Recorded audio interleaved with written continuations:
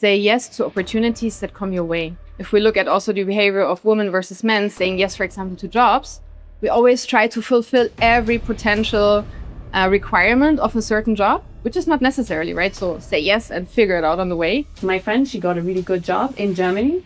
And I was like, so can I ask you, like, how much do you earn? She was like, 200K. I'm like, excuse me? Women can earn that much? Like when I quit actually my first corporate job, everybody was like, how could you quit? You know, the pension system that you're in is so amazing. I'm like, yes. Like, it's just an oil company. Like, how do you have faith that you are going to get whatever they promise at whatever date that they're gonna then say you're worthy of this in year 2079, that you're actually gonna get this money in a world where we might not understand money to be what we understand it to be now? Like, I don't buy it.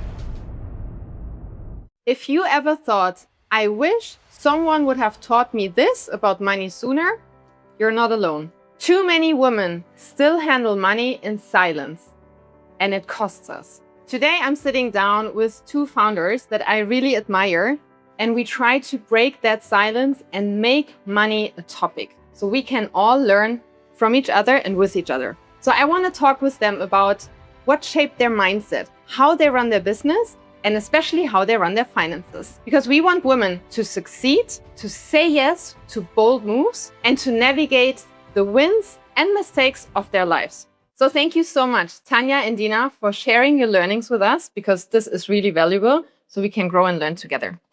I want to quickly introduce you. So Tanja, you have lived in so many places in the world, not only in Europe, but went to Far East also during your school days, but then have lived most of the time in Germany and Switzerland. And I think your transition is so natural, and I admire that because you bring so much of the foundation that we need as an entrepreneur. You were in consulting, you're corporate girly, and I always find it admiring when ex-consultants and then also sales experts build their own companies. You say, this is not enough, I have all the tools that I need to run my own company. So congrats on that. And you work actually together, you're building your company now where we're here together. And Dina, I want to quickly introduce you. You lived also all over the world. And why is that worth mentioning? Because for me, you have lived in, like me, you have lived in several countries. We're dealing with a lot of tax and pension systems in the world. So we really need to sit on top of our finances. And what I want to point out with you is that you're actually not coming also from an entrepreneurial field. You studied something engineering, which is completely different. Now you're studying again, so there's also continuous learning for both of you. And I really admire people, women, that, you know, have this drive of always growing, learning. So yeah, now you're on to building your second business together. Indeed. I would love for you both, in your own words, to introduce yourself to me. So let's paint a picture. We're meeting at a dinner party. What are you passionate about? How would you introduce yourself to me? Okay, so for me, I would introduce myself to you saying that I am a consultant turned entrepreneur. And exactly what you said is that I spent all my 20s and the beginning of my 30s trying to rack up all the skills, all the hard skills, all the soft skills, everything that I needed so that I could be confident and start this entrepreneurial journey and really be successful at it. Nice. What a great summary. And now you're passionate about, we will soon also talk about your business, you're passionate about making us more healthy. Exactly. I am passionate about helping people basically find a moment of peace for themselves in this really chaotic and hectic world. And I think my greatest joy is bringing other people happiness, because everybody who walks out here is like floating on a little cloud. Oh, nice. I like that. I still need to try it. We'll keep the cloud floating for Yeah.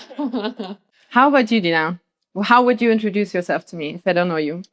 So I'm Dina. I am an entrepreneur. I see life as a series of adventures, and I live my life really according to the most value that I can bring to the world at this point of time. So what we're doing here with Red now is really empowering people to feel and become the best version of themselves. And this is really what I'm very passionate about in this moment of my time. And like, how I'm learning the new skills and the doing research and really putting myself out there in my own development to help others and support them on that path. So I've done a lot of different things, and the conclusion of all this is now age 35 is where I am. And I'm sure in 10 years' time and in 20 years' time, we're going to have a new adventure that we're going to be talking about that this will have led us to. I like that you're showing a lot of flexibility, being open to opportunities, saying yes, bold moves we spoke about. And yesterday I recorded a session with my dad, actually with my parents, but my dad said something. He said, which advice would you give to younger than him people? And he said, say yes to opportunities that come your way. And I think now we're talking gender stereotypes again, but if we look at also the behavior of women versus men saying yes, for example, to jobs, we always try to fulfill every potential requirement of a certain job, which is not necessarily, right? So say yes and figure it out on the way, which you two are doing, which I really find admiring.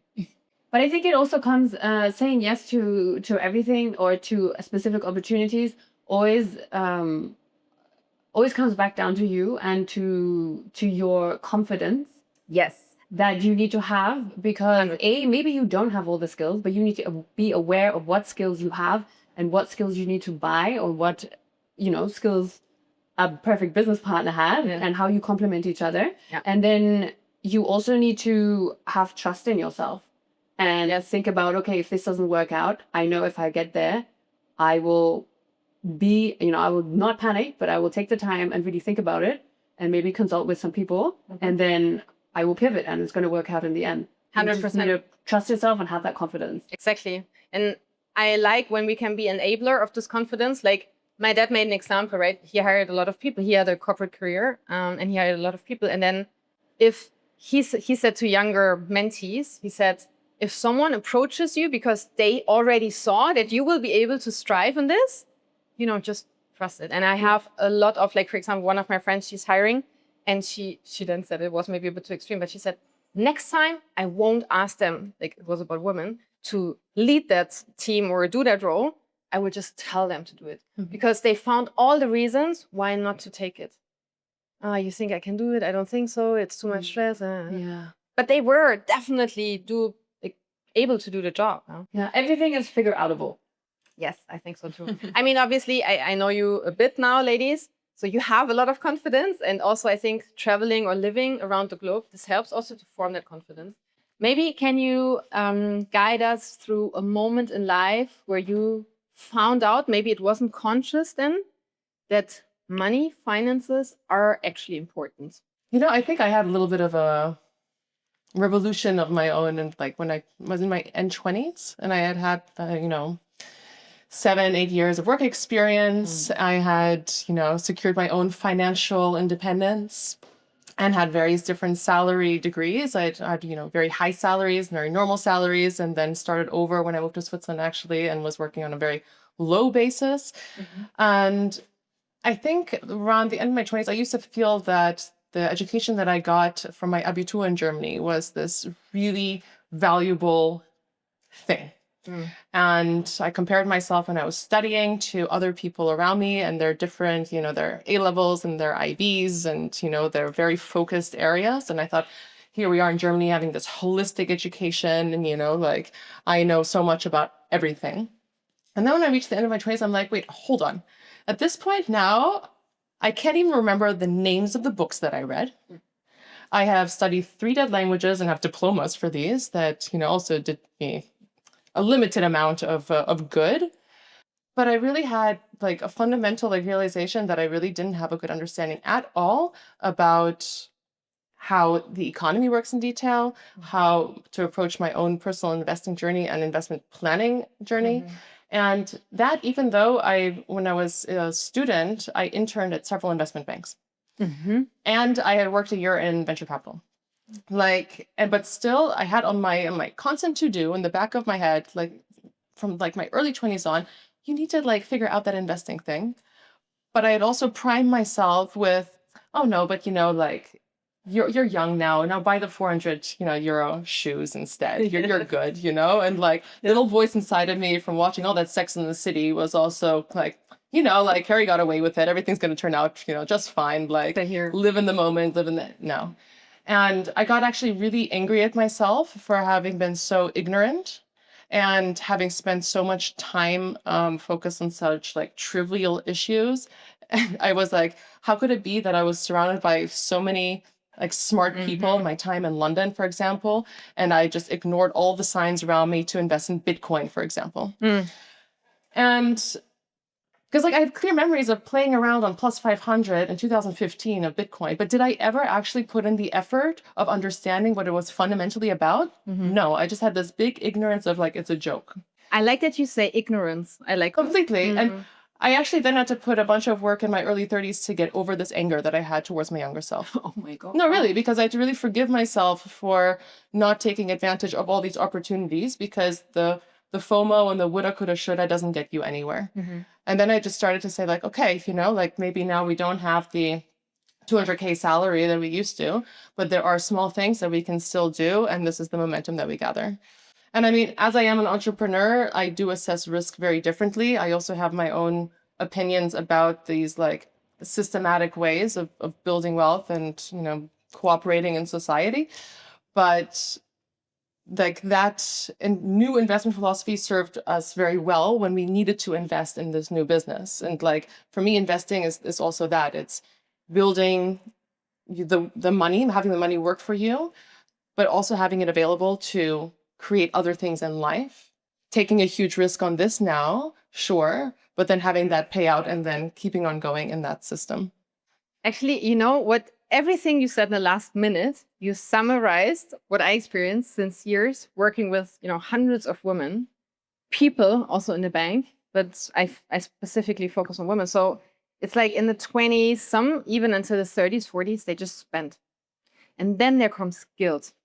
Yeah. And it's so insane that I have CEOs, like literally it's super smart women rocking their careers, their lives, international expats, and they feel guilt around that topic. And or you said you are angry at yourself.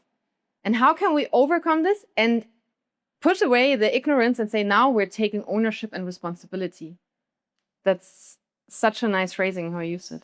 Yeah, and I think the problem is that we have to just really just start and act, even in the smallest way, because as time goes on, like another 2 years will have gone by, and then you'll just be angry again at yourself that you already were angry. And these 2 years cost you so much money. Yeah. With little amounts, like you said, I mean, little, huh? We don't want to seem arrogant, but in reality, in expensive cities like Hong Kong, Zurich, it costs you $300-400 for a nice dinner with wine or buying shoes, whatever. Yeah. And I'm not saying don't enjoy your money, but you can then also invest a bit, no? And it's so interesting because how you describe your aha moment now, it's actually how Her Financial Freedom was born. Because I had all these expat friends in Hong Kong, and the ladies, I hosted a lot of aperos and brunches, and they said then, hey, Christina, you know about finances? Now I have some money. What do you do with it? I'm like, ladies, that's going to be really hard to explain this over a glass of champagne. So that's how it started. My journey is actually completely different than that. And I have never really experienced that because my dad always made sure that we were very aware of money. Good. And I grew up. Thanks to your dad. Thanks to my dad, yes. And he always pointed out how important it is to have money. And he also made us one time, and you know, as a 14, 15-year-old in the middle of puberty, that's the last thing you want to hear. But he sat us down, like my brother and I, and he was like, okay, look, so how much money do you need to make so that you can have this living standard that we have currently now? I like that. And then he also made us aware of the fact that, you know, first of all, money doesn't grow on trees. And then second, also we grew up with people who wore Gucci and Prada and everything to school, but I was never that person. So first of all, I never got money for it for my parents, but then also I never identified with these people. And so and then I went to an international university where, you know, in its international setting, it's just so irrelevant because everybody who is international, everybody has a story to tell, but it's like a very different story from, okay, you know, I identify my personality via my brands or the brands that I wear, you know? So I never actually got into that. And then when I earned my first paycheck, I was always very early. I started working at at 22, 23. Mm-hmm. So I had done my bachelor's and my master's, and then I started working. And then I was, and then actually a colleague of mine, he came to me and he was like, look, because I work for Accenture. So he was like, look, there is a shared, purchasing plan. A shared purchasing plan, you know, so that the company offers you shares that you can buy at a lower price than the market price, and then they take it directly from your salary. And I had been walking around telling my colleagues, yeah, like I don't manage to save, and how can I save and stuff. And then You told them? Yeah. Wow, that's very open. Yeah, I love that. but I'm very authentic and very open. I mean, it does bite me in the, butt most of the times, but nevertheless, I do try to stay true to myself, and it has served me more than it has actually hurt me. But nevertheless, and then there was one colleague told me, he was like, from the beginning, just take the 10%, take it and invest it, and you won't miss it. And then that's what I did. So I think I spent half a year not investing, and then I was like, okay, you know what, click, let's do it. And I didn't miss that money either. No, and then, exactly. And because I didn't have it. So that was, and then the other guy, he was like, look, if you can't manage to save, just put it on a different account and then just leave it there. And it was really, that's what I did. So basically, when I started my first job, I already started investing. And then I was really into stocks, actually. And I played around with it. And then obviously, I made my mistakes, but I also, my investment strategy was always ETFs.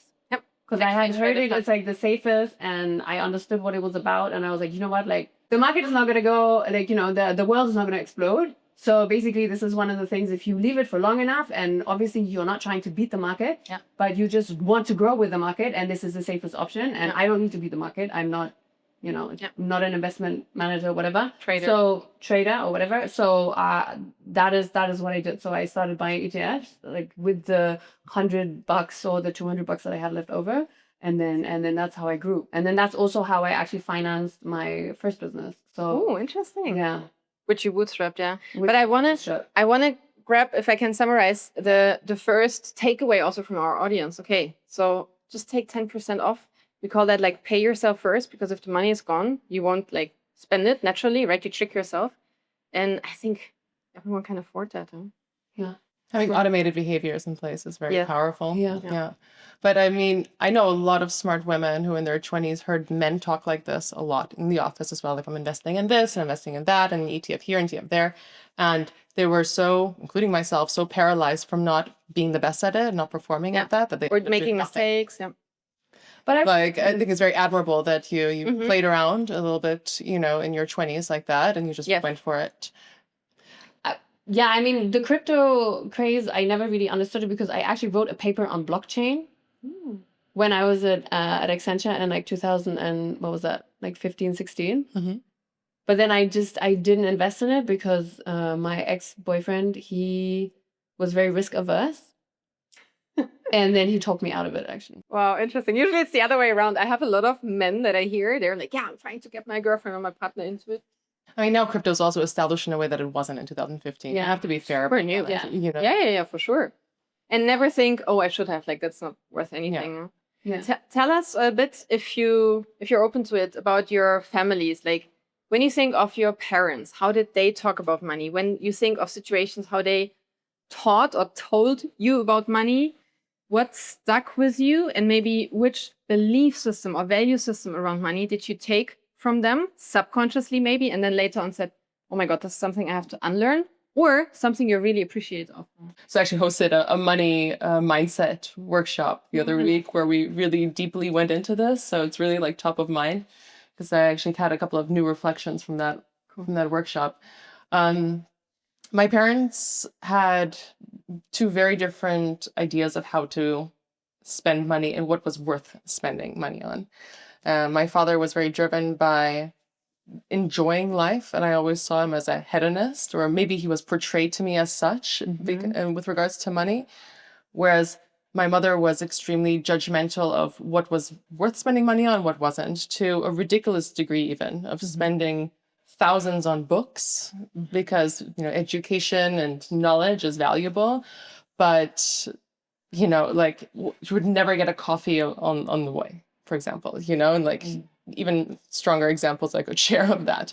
So I didn't want to accept that at all. I didn't see that this was a role model for me whatsoever. They also went through periods of having, like, they should have been extremely financially comfortable from their professions and their backgrounds.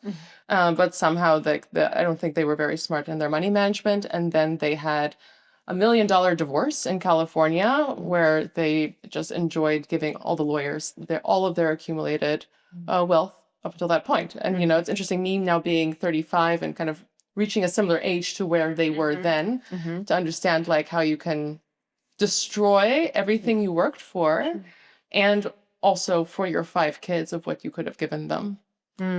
So I really felt like I had nothing to learn here. And one interesting takeaway from this time I had in Germany was with regards to property and real estate. Germany is a culture of renting. And my grandparents actually built a couple of properties in the 70s, as you know, like it was very common for, you know, certain class of society in Germany to do back then. And so my grandmother was still managing these properties with all the, you know, tenants. And the only message I got from all of that was it's so hard to manage tenants. And, you know, she had a couple of examples of tenants ruining properties or, you know, having to get evicted and the whole process you have to do with that. That, like, when I moved to the UK, I was so flabbergasted by the English kids around me being like, I'm saving 10% from my first deposit. I'm getting on the property ladder. And I was like, I don't do that. And then I moved to the Netherlands and started my, you know, first, you know, my corporate career. And people around me, left and right, also people who weren't Dutch, you know, who were just, you know, in the graduate program like me, were all buying houses. And I'm like, are you insane? You know, like, why are you buying these properties in a country you'll never want to like live in long term? You know, like it's such a hassle. And they would say things like, yeah, but your mortgage is cheaper than your rent. I'm like, yeah, but still, like that's not good enough reason for me. Whereas back then, the situation was you could actually get a mortgage for 106% of the value of the property. Obviously, we all know what happened with property values across Europe in the last 15 years. You know, like, yes, it's a hassle, but for some reason, you know, like that judgment was really strong on me with regards to property investments. And I let myself be very influenced by that. By your grandma? By my grandmother and this German programming. Yeah. And how I, like, the opportunities that I had in front of me, I said actively no to, because I was like, I didn't see it as valuable to even consider for me. It's so interesting that you mentioned it, because literally yesterday, like, I spoke to my dad, and his dad had a wood trading company, like, post-war, and then started building real estate. So exactly the time you just mentioned, 1780s, 90s. And he took over then that portfolio, and he had exactly the same learnings like your grandma. So he sold everything, and he was, or is still, very good in investing in stocks and bonds. And it's so interesting because in Germany, I would say, I mean, this is just my personal interpretation, I don't know, but like, I guess post-war, you had also to rebuild a lot of Germany. And then the law changed, and now it's protecting tenants, whatever it costs. So the situation has also changed. And I guess when it comes to investing, not only investing in a certain thing, but in general, handling your money, it's always important to have different, how do you say, angles maybe to the story, different opinions. That's what I'm trying to encourage, right? Speak to many people, make up your own mind. What does it cost? Time and effort. Yeah, and some courage. And courage, yes. Yeah. So in the end, did you ever invest in real estate or no? No, I put in one offer for a house back in this revolutionary period I was talking about when I was 28, where I saw an opportunity in the real estate market in Portugal. And we were about to go all in on this project, and the offer even was accepted. And then there was actually an extra piece of property associated with the property that the agent sold us on, but then it hadn't been documented properly. So while we were unwinding that, the 3 weeks had passed that we didn't realize was a deadline for of when this should have been wrapped up. And then the owner was like, well, I can get more for this. Like, you know, you're a hassle. And then, I mean, at the end, you know, half a year later, COVID hit, and we thought, you know, like, okay, maybe this was all for the better because it was going to be a renovation project. But at the end, honestly, if we had probably just sat on that piece of land for 5 years, it probably still would have been worthwhile. But my conclusion of investing in real estate is it's very specific to the country that you're in and the leverage thread that you can use. And, like, for example, being an entrepreneur, you have a very different leverage than if you are a corporate employee and how you can approach a bank. Switzerland, of course, you also need a huge amount for a down payment. This is a huge hindrance that you don't have in other places, like the Netherlands, with the same type of contract. Mm-hmm.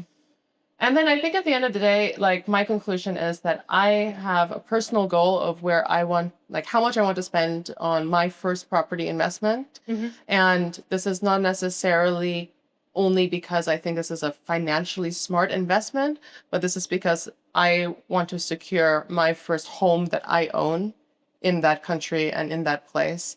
And it is a value to my soul as well, of having a certain security of home that that a property also gives. So I think that you can argue both sides, that it's a very smart idea to go into real estate. You can also argue that it's a smart idea to rent. Like, and I think at the end it's a personal decision, and also like the access to opportunities that the place that you're in just has. Yeah.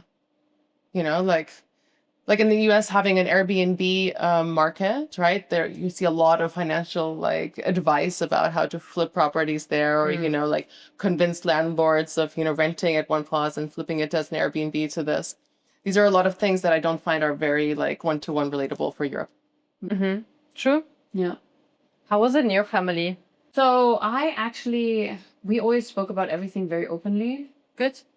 However, I do think my mom put a lot of she always how do you word this correctly? So my mom, when growing up, she always told me what everything cost. She was like, we went to the grocery store together, and then she'd be like, oh, look, this was $100. This is gonna last a week. So I was always very aware of how much life actually costs. Interesting. So also this is also priming me to then later strive for a job that makes money or is a good setup for a good career, so that I could afford that lifestyle. Mm-hmm. And one thing that I always used to do differently when I got my own money is, the impulse buys by the register. So when you're at the register and you're like, oh, I buy the register, yeah, let me just grab this, or let me just grab a glass of water, like a bottle of water, because I'm going to be home in 15 minutes. So that when I got my first paycheck, I was like, I am not doing that anymore. I feel like a glass of water. I feel like this. I'm going to have this. I don't care where I am. I'll just buy it, So that was the only thing that actually I did differently. Mm-hmm. When it comes to investing, my mom was never into investing, really, because I don't know, she always wanted to learn it, but then she just never got around to, because you know how it is. And then my dad is a very big investor, so he likes to look at all the things, and he did also share his knowledge. And he always drilled into my brother and me how important it is to know where to put your money.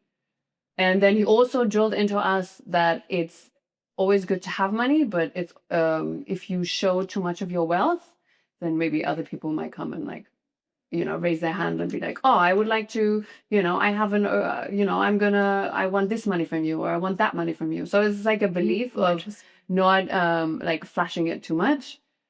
Because it might also welcome negative energy. Interesting. So that was one thing that I thought, it is debatable, because it's always, so for example, when I go on vacation and when I used to have my big corporate paycheck, I used to invite a lot of my friends, right? And now since I'm an entrepreneur, my friends invite me. Mm-hmm. So, but then I know who I spend the money on and what I get in return, right? So that has, thank God never happened to me that that someone came out of nowhere and was like, okay, you have this bill to pay, or you have that bill to pay, or something like that, Do you ladies feel like in your networks, in your environment, in your friends groups, money is a topic that is discussed? And then the question to you would be, do you think we can only discuss it if we talk concrete numbers? Or would there be a way maybe to discuss it and advance also on the topic without stating how much you have? Look, for me, I love my friends, and we're all very transparent, because we're not jealous people. We always wish the best for everyone. And we celebrate everybody in the friends group. So when I talk about, my paycheck, or actually my friend, it started like this. My friend, she got a really good job in Germany. Mm-hmm. And I was like, so can I ask you, like, how much do you earn? She was like, 200K. I'm like, excuse me? women can earn that much, and that made me change. I was like, oh, okay, maybe I should ask for more next time.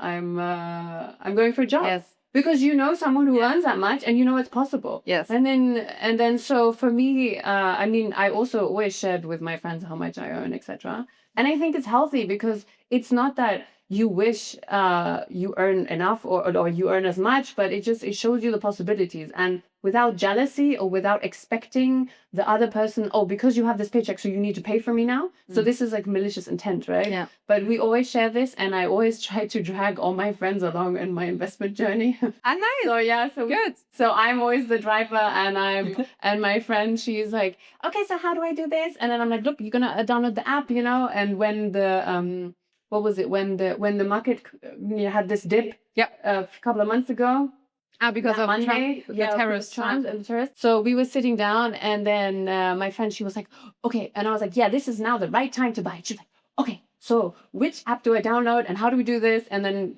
she invested a chunk that she had, and we picked the ETF, and I was like, okay, now do it. And then I also set a reoccurring, it was like investment savings plan. Yeah, it's a savings plan. Nice. So We all I need set it that up friend. for her. Yeah, I set it up for her, and she's so happy. I don't think she's ever looked at it now.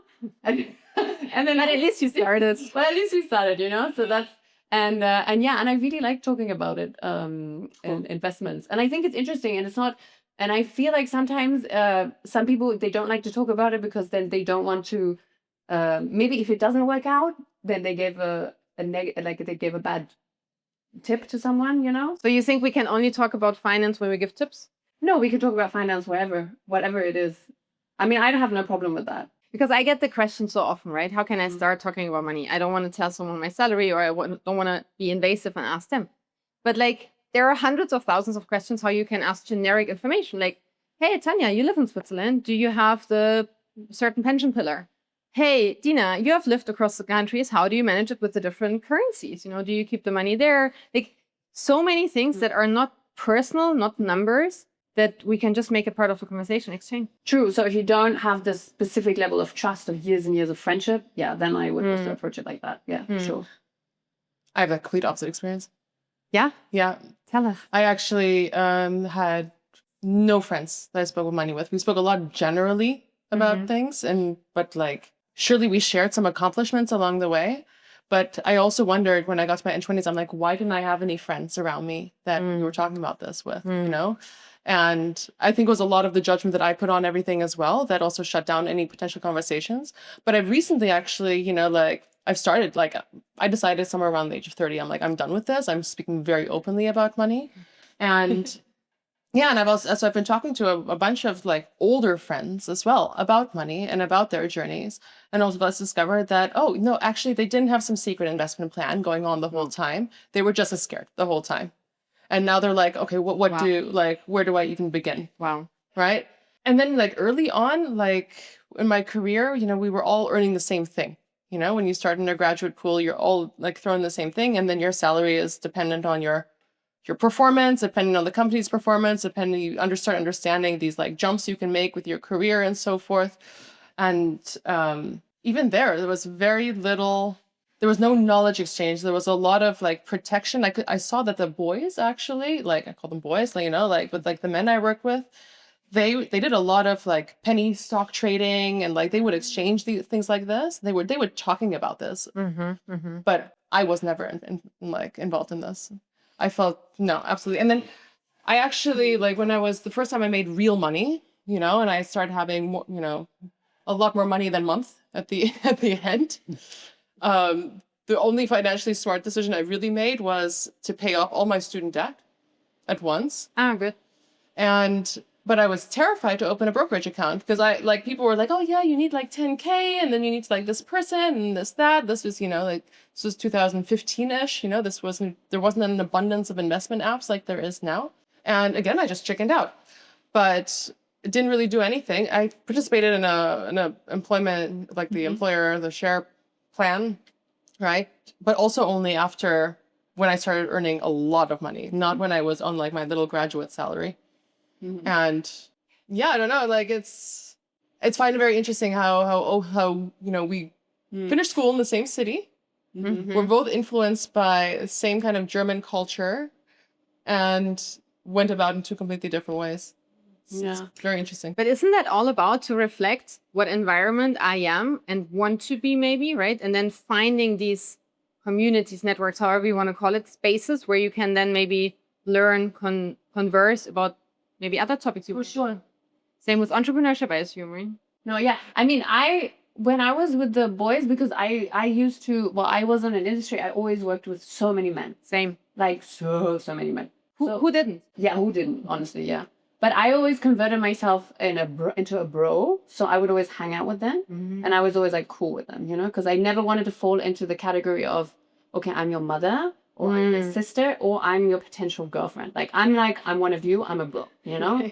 So and that also, I also like in my last job, I always get invited to the bro dinners, and then we smoke cigars, and then we go for dinner, you know. Like I'm sitting there with my. That's a strategy to have. Yeah, but then that's how you get the tea, you know? That's how you that's how you get all the information. So I think that probably also supported my That was smarter. my knowledge journey. I just made them all scared of me. I know. Didn't get any information like that. So yeah. Yeah, but I think it's also just important that like no matter whatever happened, wherever this came from, whatever, like you can totally decide now that this is the way it's going to be from now on. You know, like 100%. there is a value to understanding of, you know, why am I like this and why was all of this shaped like this? Yeah. But fundamentally, it can be like, halas, enough. Like I am now going to operate from my future self's best behavior. Exactly. And taking then, ownership. you know, finding people like you, giving you a certain structure that makes things easy and scalable, and then things are in place and I'm moving forward and I'm no longer carrying this burden of all the stuff of whatever it was, and we just close that and move on. And it is a burden. It is a burden. Stress, like money stress, is the top 3 stress factors in our lives. It's crazy. Definitely. I want to speak with you about generational wealth topics. So I have a lot, and I'm sure you and your networks as well. I work a lot with women that are now either having kids themselves and are thinking about their financial future, or having also aging parents. And then maybe it's a question of, you know, not waiting until something really bad happens, that there's then a surprise of what's going to happen with the wealth, but maybe to discuss this when everything is good. What suggestion would you have if there is a learning? You told us already there's a negative learning that you would give our community, how they could, you know, avoid surprises, maybe start the discussion early. How do you handle it in your families? So we've discussed what's going to happen and who's going to get what assets in my family. Amazing. Transparency. But we haven't done anything about it, put it that way, because we have a very complicated relationship in our family. And which is usually the case in families. So and maybe the trust isn't 100% there yet that you know, if my parents would give my brother and me, you know, their houses, for example, then they would be able to still live in there until they're old. But aren't there contractual frameworks that you could set up to ensure that? Yes. We haven't gotten to that point yet. No. I don't think it's bad enough yet. Yeah. Yeah. But we do know what's going to happen when. Which is already good. But also because my dad actually, his dad, he has a huge trauma when it comes to that, because his dad died abruptly in a hiking incident when he was still relatively young. Wow. And then all his wealth went to his wife, who was a second wife, and she was a complete disaster. And his stepmom, my dad's stepmom, gave everything away. Oh. And very little was left for him.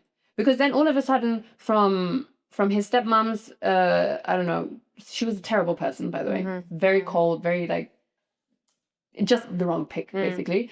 And she started handing out like 5,000 here and 5,000 there. And then a cousin from so-and-so came up and was like, oh, can I also have some? She was like, yeah, take this, take that. And then so everybody held up their hand. And he has so much trauma for this because he knows how hard his dad worked for all his wealth. And he also knows how little his dad gave to him when he wanted something that he was interested in. And he always had to... he didn't get what he wanted in terms of toys or growing up like books or or I don't know, different things. And so he was really mad at that. So he has so much trauma on that. And he's always telling my brother and me, he was like, you guys, you have to sit down, you have to be friends, and like, please don't make this happen. Yes. You know, so is so important to him. And I see this so often Yeah. in the bank, with my business now. It creates a lot of conflict, like mistrust, maybe also unfairness. You know, that you feel you've been treated unfair. I'm a little radical because I have no assumption or expectation whatsoever to have any inheritance from either of my parents. But it can be the other way around as well, right? Like that you are financially responsible then maybe for your parents when they're have to be. I in a would care operate with facility. that same assumption and expectation. I also have 4 younger siblings, Mm. and there are complexities in my family that I am an island. So I am not interested in entertaining any of that whatsoever, to be honest. And I've made that very, very clear, basically my entire adult life. So there were actually thoughts around it, and you stated your opinion, which is I think I'm grateful for everything that I came from and what enabled opportunities along the way for myself. But as an adult, I am setting that kind of cut. So when I think about generational wealth, I'm thinking about how I am making generational wealth for my future generations. Nice. And how I'm going to set that up. And so how do you set goals for that? Well, as I said, I'm a little radical. So kind of early on, I kind of didn't feel that the classic pension system was going to work out. I started my career. Especially not if you're moving around countries. No, I mean, that was one thing. Then you have public pension systems, and you also have private pension systems with your companies. I really, like, when I quit actually my first corporate job, everyone was like, how could you quit? The pension system that you're in is so amazing. I'm like, yes. Like, it's just an oil company. Like, how do you have faith that you are going to get whatever they promise at whatever date that they're going to then say you're worthy of this in year 2079, that you're actually going to get this money in a world where we might not understand money to be what we understand it to be now? Like, I don't buy it. I just don't buy this trust, but I also didn't buy this vision of following this plan of accumulating a home and 2 cars and 2 kids and a dog and letting the company decide how I live my life until they decide that I'm done. Like, it's just, it's not who I am. And I think everybody needs to deeply understand who they are and whether they have trust in that kind of a stability that is, in my opinion, an illusion, or, they take a huge risk on themselves. Some people can't sleep at night with the type of risk that I have, and that's totally okay. You have to just really understand who you are. I think whatever you decide, but it's just about thinking about it and creating awareness for you, right? Yeah. When you look at the 3 pillars, like the state pension, the employee pension, and your private pension, just create awareness around that and your expectation into it. And then whatever, entrepreneur or not. I'm aware, I'm aware of what I can do with 10,000 francs versus what is going to happen at being stuck in a pillar. Fair enough. Yeah. But that I don't have access to it until somebody else decides that I can have access to it under certain conditions. And this is just the way that I have decided for myself to operate my life. So my prospect of pensions is whatever I've accumulated along the way, like let there be bonuses. But this is not the way that I see my financial planning for age, nor do I, and I also don't define my retirement age classically either, I'm not interested in having a retirement date. I am interested in reaching a level of financial freedom that I can continue building out all the adventures I want at a different scale of operation, and also, secure a certain stability for my family. But congrats on that decision, because for me, I don't want to promote one or the other way. For me, it's creating insights into different options. So congrats on the consciousness. I support that 100%. I'm with her. Like, looking to the future, this is exactly my answer. Yeah. Like, we tried to take out our pensions when we opened this. Yes. For the business. And we had actually incorporated, this extra amount of money to have as a certain cash flow going forward into the business. And we thought we could, because we were told that if you become, you can take out your pension under certain circumstances in Switzerland, like when you're buying a house or when you become selbstständig, right? independent. You were, no? Which you're not if you found a GmbH. Because if you found a GmbH, this is a limited company. This is a separate legal entity, and you, whether you're paying yourself or not, are an employee of that GmbH. Okay. And therefore, you are not selbstständig, and therefore you are cut off from access to the pension that you obviously would have paid out and paid taxes on, regardless, right? And obviously that also discredits you from access to other social, financial structures that you can get access to if you stay selbstständig. Yeah. What's the difference here? I mean, yeah, it's a liability issue, but fundamentally it is an interesting structural, like strategic decision from bureaucracy. Yeah. But that's why it's worth to really look into every system's nitty-gritties, especially when you live in several countries, which all my clients have done, do. They also don't retire either at a certain age or in a certain country, or they don't know yet. So I would like to, because you mentioned it, I would like to ask you, you also as the CFO of the company, how did you plan to, like the budget to open that business? And if you would share to give us some insights into how you handle your finances, do you manage everything yourself? Do you outsource parts of it? Right. So before we opened, we obviously took all our savings and we created a business plan, as you do.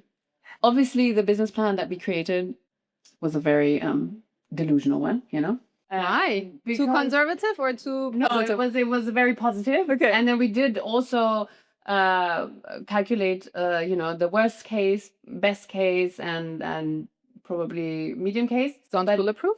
Yeah, but we had a different business structure because, so for example, now we have memberships, but we didn't incorporate the memberships into the business plan. Got it. Things evolve. Because things have evolved throughout, for example. However, I took a lot of care because I actually really like Excel sheets and Excel work. And so, I'm so jealous. And so before we opened, with everything that we bought for the business or that we were going to buy, I put it into an Excel sheet and I noted down how much it would cost. And so we had an exact figure, or I mean, more or less, and more or less a good estimation of how much it would cost us to do the renovation and to buy all the interior things. And we did a lot of the renovations ourselves. So basically we didn't have those labor costs, but also we got done in like 3 weeks. Yeah, we did all this in 3 weeks. Forget about getting anything done in 3 weeks with Swiss construction. Yeah. And we were like, okay, this is a money pit, this is a hole you throw money at. So let's just, get to work and do it ourselves. So this obviously saved us a lot of money. And then running the business, the business per se, as if you have your first customer, you make money. So the business, the way we set it up is cash flow positive. And this is basically how we've been running it. So we're also quite strategic in how we tested this business concept before we opened. So we didn't just have this idea and then take 6 figures and throw it at the wall. Like we were very strategic along the way of after we had the idea and got excited about it, ensuring that we weren't the only ones who were going to be excited about this. And we did various different campaigns to measure this market interest, when ultimately also a pre-sale to understand whether people were not only excited, but also willing to put money down. Yeah. Good. So there were a lot of steps along the way that gave us this certain data of understanding of the business value here. 100%. And I mean, we made a strategic decision to bootstrap this business in the beginning. So you carved out of your personal money was to create that business. We took our personal money. I took a personal loan as well. And,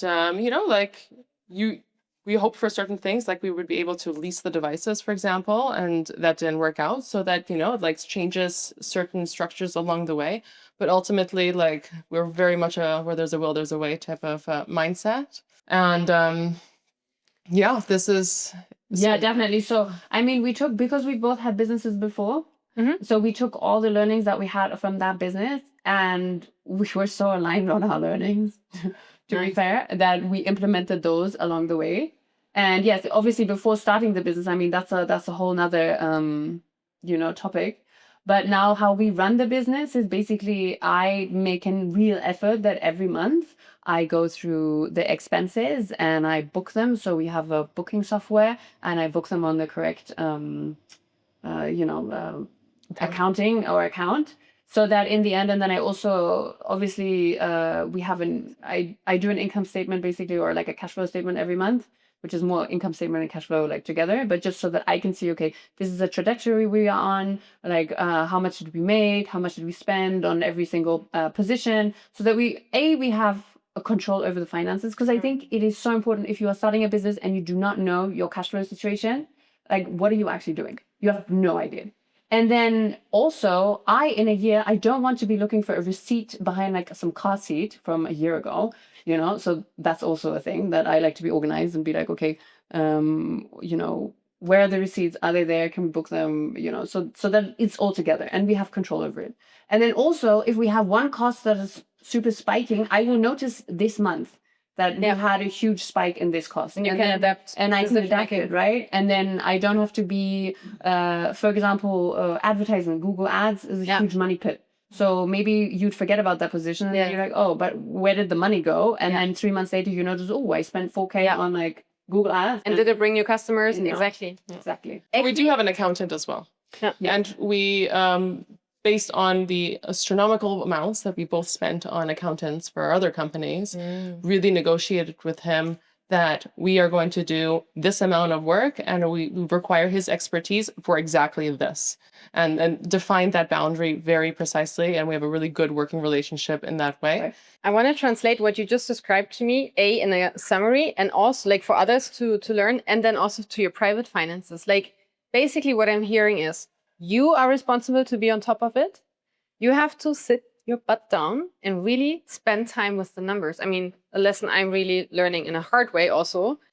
I have this like module in the course that's called Become Your Own CFO. So now I'm an entrepreneur myself and I have to be and really sit down my butt as well and really spend the time with the numbers. And it's not, you have to be disciplined. Let's put it this way. Can you share a bit about your personal finances? Like, investments, you mentioned a brokerage account. Like, are you doing everything by yourself, still with the exchange traded fund strategy? Or are you also like, buying maybe some research or some advice? Or do you have like a wealth management? I always try to be very open about that. So everyone knows my structure as well. It's also all divided by someone handled. Some I take care of it myself, then in different countries also. So I mean, we both had the luxury of having very good salaries at one point in our life. And now we are both in the luxury of bootstrapping a business, which doesn't really leave so much money left over for investing. And for me personally, it is an investment. I mean, yes, it is an liquid investment. Yes.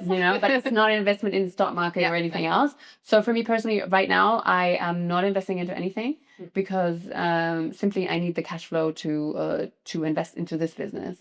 So that is why at the moment, I don't do anything with that. I do invest my mom's money still. So I'm managing that still. Interesting. But yeah. Good she asked you. Yeah, I mean, yeah. So but that's actually the only thing. So if I, then have more money at my disposition, I would do it with, as we have the our accountant. I would really try and sit down with someone probably and make sure, and divide the tasks. Like, what am I able to do? And in that situation, I mean, we're running a business. It's a 24/7 job, Yep, I know. We work 80 hours a week. So basically, how much time do I have left over?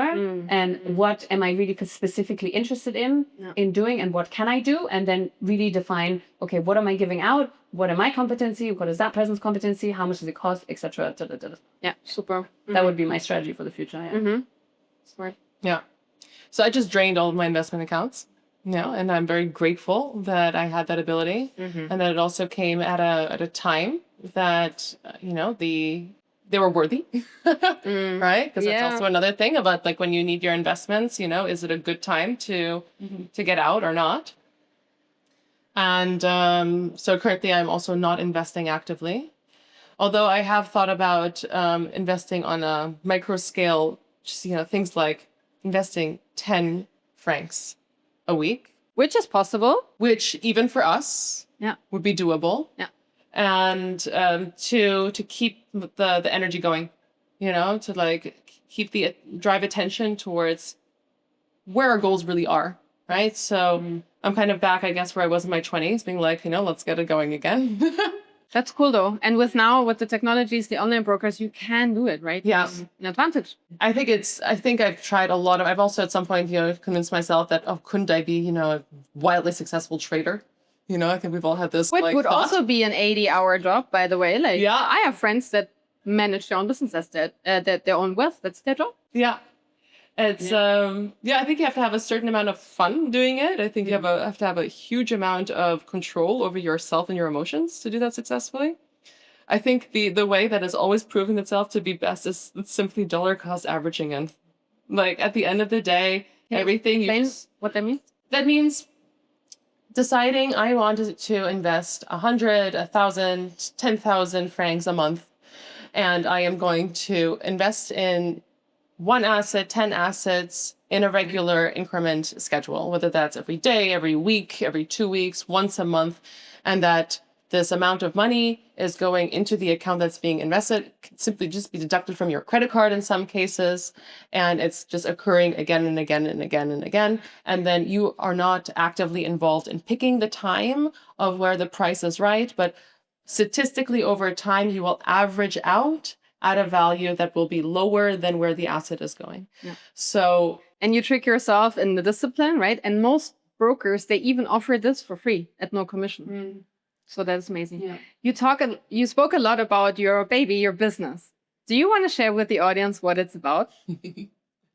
Now that we're sitting here in this amazing location, unfortunately it's raining, but beautiful. it's actually a wonderful thing to be here when it's raining because we give you all the right vibes for these rainy days. So we're in red. This is the world's first red light therapy and mindfulness studio. So we combine all the physical benefits of red light therapy, which on the lowest level of explanation is increasing our cellular energy across all cells of our body to get benefits ranging from the glow from the increased collagen production to the anti-inflammatory effects to working against any pains and aches in our bodies to my favorite benefits are the cognitive benefits, the way that it helps me not only with symptoms of mood disorders like depression and anxiety, but also against my very serious winter depression that hits me in Europe every year, stronger as I get older, and taking, responsibility of that I can actually do something against that besides just leaving. And anyway, so all of these physical benefits you combine with mindfulness, which means that when you're under these full body red light therapy, you get beds, you get a pair of headphones, and we have a mindfulness menu with different meditative experiences and different themes and different languages. So one for today would be like La Dolce Vita, which takes you on an escape to the Amalfi Coast and really gives you this mental vacation, incorporating the sensation of the light that is in this energy that is being absorbed by your body. So it's a very relaxing experience. The more often you do it, the more regular you do it, the more long-term benefits you accumulate that are benefits for out and inside of your body. It's a very beloved tool by biohackers for its longevity benefits. And this is now the trend everywhere, right? Yes. But the thing is, like, regardless of what you're coming in for, you get everything else on top. So whether you're coming in because you have arthritis and you have difficulty moving joints, and you can come out of a session of 11 minutes and tell me that you can open your hand in a way that you otherwise only could do manually, that really like blows my mind every single time. Shoulder pain for everyone who works on a computer, lower back pain, right? Yeah. The people are really working here on their mindsets and like the thoughts that they want to their minds to be consumed by. And so it's really fun. We're doing a lot of great things, from developing an app to running a case study here over the summer. To tap flown matcha and kombucha, for gut health, antioxidants, to explore franchising opportunities. Community. Yes, so it's an amazing adventure that we got to be on here. It's been such a great business for me personally to entertain, even because it really keeps me in a very healthy spot physically and mentally, in a way that my previous business, which was a food business, and the biggest part of our business was our cookie brand, was also full of joy, but the joy was also an extra 10 kilos on my body, right? Like, so it's a really, I'm very grateful for this journey that I get to do with this amazing woman here who I've known for over 20 years. Oh, wow, I didn't know that. Yeah, never in a million years would I have thought that I had the privilege to go on such an adventure with her. So that's so cool. I see the full girl power here, or woman power. Yeah. So and you both look glowing. So well, thank you. So do you, though. Well, that's probably the sweat now, though. Yeah. But I mean, the business is it's very interesting because, we have our personal financial goals, and what, we spend a lot of time here really is thinking about what our vision is for our future, and really thinking about what behaviors and habits does this person have who is accomplishing these future goals. Yeah. And I'm really working on embodying those feelings, those behaviors, and taking those actions in our current life to get there. So we speak a lot about, like with a lot of other women too, and we really go deep into money mindsets as well. And it's really one thing that's personally fascinated me with regards to this specific topic of money mindset is that I think it's easy in a place like Zurich to look around and think that everybody has a lot of money. Yes. Everybody has these huge salaries and is able to, drop these ridiculous amounts on dinners and shoes and bags and whatever. And I think we all have a personal relationship with Same in London, Hong Kong, New York. Yeah. I mean, I fell into that too, and I was an absolute brand hoe until I was like, somehow Prada's not making me happy, people. And imagine how many hundreds, probably of thousands, if not 10,000s, we have spent and wasted. Yeah. So it's been really interesting digging into that. Everybody here, like regardless of where their salary level is, still has limiting beliefs around money. Yes. Still feels like they don't have enough money. Everybody is kind of what I like to call our freedom number, is huge. But it's also interesting that speaking of this was one exercise I did recently, actually speaking about our freedom number. So what is the number for you personally? Is that 2 million? Is that 50 million? Is that a billion francs, euros, dollars, whatever you want? Of like, what is that number that you would say you would never, ever have to worry about money again? And most people say, I just want enough to enable my freedom. Yes. And then sometimes it comes up that actually like, no, but I don't want too much. I don't want to be a billionaire, And then understanding as well that even with higher echelons of wealth, there are other limiting beliefs. There are other fears that then come up too, that we can now manipulate ourselves like, oh, things are going to just be dandy when I have 50 million in my bank account and I'll never have another worry. But you have to grow into that person as well that can take on that extra level of fears as well that come with that too. But because my closing question would be, I always want to make it actionable for the community. What can we take away from you, from your learnings, from your values, your tip that you would share? And I like that you spoke about the goal setting, because my dad said yesterday, you always need a goal, even if you don't have a plan yet.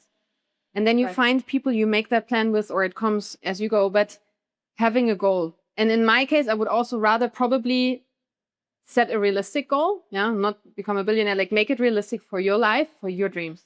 So what would be a tip? Either a tip, or maybe it's which conversation should women have that you would like to share with the community? All right. So I always talk to my girlfriends about the future projects. What are we going to do next? Like, what is the next big thing? Like, how are we going to not what are we going to buy, but how are we going to realize our full potential? Yep. Oh, I like that. And it can be in any way or form, but I always talk to my friends about this, and then we always make a plan. And then we're always like, okay, in 10 years I want to be here, or in 15 years I want to do this. And then I always talk about goals. Actually, that's it. So basically, if you hang out with me, you automatically become really ambitious because I'm ambitious and I always have goals. And then you're always like, oh, okay, maybe I should also have this goal. Like So I want to be your friend now.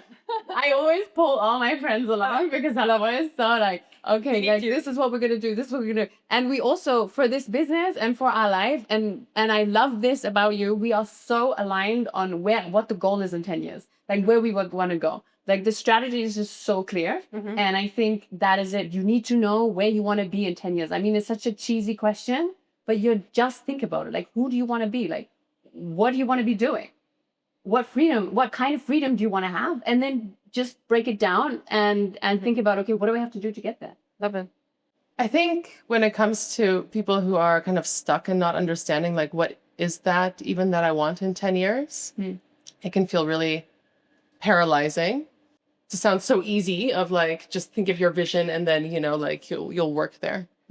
And I think I think anybody can build a new vision at any time, right? Like as you evolve as well, your vision has evolved. And if you're in a period where you might feel stuck and not know what that is, what you're even aiming towards, I think there's some value in looking around and looking at who do you really admire. There's also value in looking around and seeing like, do I envy anybody? And Trigger something. yeah, and what does that trigger in me? And like, what is blocking me along the way here? And working through these beliefs. Yeah. And gradually like understanding you can neutralize them, let them go, and actually implant your new beliefs that you want to follow. And I think going on that type of a journey will eventually lead you to figure out a new understanding of who you are and want to be. And you will see a new North Star. And then how you approach getting to that North Star. Some people like enjoy making a micro plan and following that, right? Other people enjoy leaving it up to the magic of the universe, right? I really like to think about what are the behaviors and patterns and habits that I can embody right now that future me is Achievable. is doing already, right? And like, so for example, like there's a tiny example of investing 10 francs a week, right? Like it is a ridiculously, like a microism is a big word for that, you know? But it keeps our perspective in the right place. Yeah. And pulls our attention into the spot because our future us is not investing 10 francs a week, right? Our future us is investing at least 4 figures a week, right? Like, because that is the goal of where we want to be. So we need to embody that energy already now, even if we can't do it to that magnitude. Like these type of thinkings, I think, is the way that you can really leapfrog forward and stand totally on your own 2 feet, that you're not being influenced, you're not doing this for anybody else. It's really for yourself. Yeah. Plus with that, sorry, for that example, you were already practicing. Exactly. And you gain experience. Energy goes where attention flows. And you don't need to wait until the 4 figures are there and then you start from scratch. No, but you already have. And then you're frozen again because you haven't been in the game for so long. Exactly. Yeah. All right, Tanja, we're going to invest 10 francs a week now. Yeah. Dollar cost average in ETF. Go. These takeaways I love from the podcast. Nice. So my lesson learned is I need you both in my life as friends. We work together towards our goals. And I feel like what people mistake as having your goals, where do you want to be in 5 years, 10 years? Or what I've been, maybe not everyone does it, but it's usually focused on your career. But not, you said, who do I want to be? How do I want to feel? Like, and I think like we all work, the 3 of us, on the same mission. Have you seen this like wheel of wellness? Where it's like, you know, mental health, physical health. So we take care of so many aspects of our lives. We try to eat healthy, sleep enough, take care of doing enough sports, taking care of our relationships. And then you work on parts of that area of wellness. I work on the financial part, which is often neglected. And I love that we all pull on the same string, right? So thank you so much for sharing your tips. I wish you all the best, and I will follow up with you and try to also spread the word about it. And I'm sure you will do amazing. And I have one bonus question. Yeah. All right. Okay. We are in Switzerland. Which app shall we choose to invest these 10 francs a week? Well, I don't earn commission on any, but my favorite broker is, because I work with a lot of women that live international lives. I love interactive brokers. because you can literally move your account when you move also. But they're amazing. Just put in Google best or cheapest online broker Switzerland. And there are big names and they charge maybe custody fee, and there are smaller names that don't have cost. But check always that it's a licensed broker. Otherwise, your money wouldn't be safe there. And I don't know how many accounts I have across all these different countries that I've left. Really? Okay, yeah. So it's That's time what for happens when cleanup. you move. You accumulate a bunch of different accounts across these different places. That's time for cleanup. I can send you my finance tracker where you also But don't worry, it's all drained now. We're all good. No, but I think to get an overview of where you have your assets. So I would say, like, if I start fresh, so interactive brokers. Yeah, and next time I come to you to do the red light, then we can check which broker is best. All right. Let's do it. Thank you, Christina. Thank you so much. Thank you. Thanks for your openness. Huh? Loved it.